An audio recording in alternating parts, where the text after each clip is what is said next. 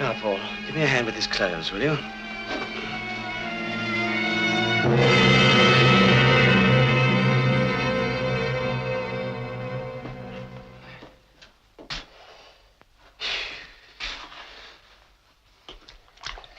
Voilà, pour le coup, ouais, on a un condensé là de tout le travail de modernisation du mythe de Frankenstein par Terence Fisher.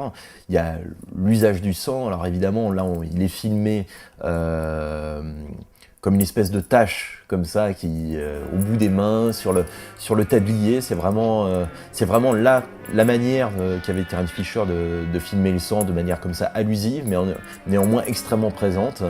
Et du coup, dans le mythe de Frankenstein, ces déflagrations sanglantes comme ça à l'écran renvoient toujours, on va dire, à quelque chose de beaucoup plus immatériel, c'est-à-dire la notion d'âme, au sens philosophique du terme, et d'identité. Ça, c'est vraiment la chose finalement sur laquelle bute le baron Frankenstein. Il est persuadé de pouvoir créer la vie à partir de la chair.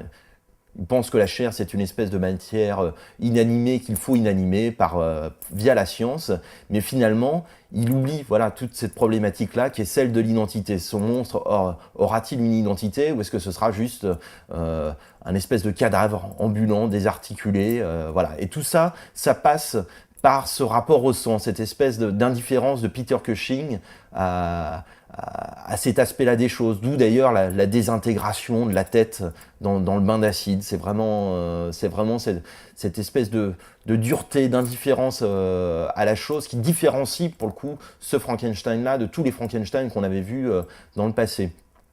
L'autre élément extrêmement important, c'est évidemment son assistant, qui est là, qui assiste à la scène avec un regard réprobateur, sans dire un mot.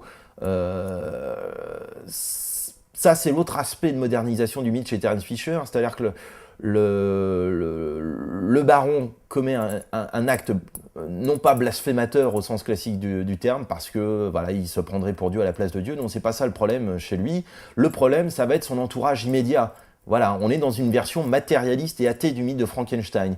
C'est parce que son assistant va en gros être un espèce de représentant de la morale commune, de la morale victorienne. C'est pour ça d'ailleurs qu'il fait une allusion au congrès des médecins. Il faudrait prévenir le congrès des médecins. C'est parce qu'il est le représentant de cet ordre moral que finalement le baron Frankenstein va avoir des bâtons dans les roues, et c'est pour ça qu'il y aura un problème. C'est pour ça que la créature finalement sera ratée. Et donc là, on a en 2 minutes un espèce de condensé du travail de Terence Fisher.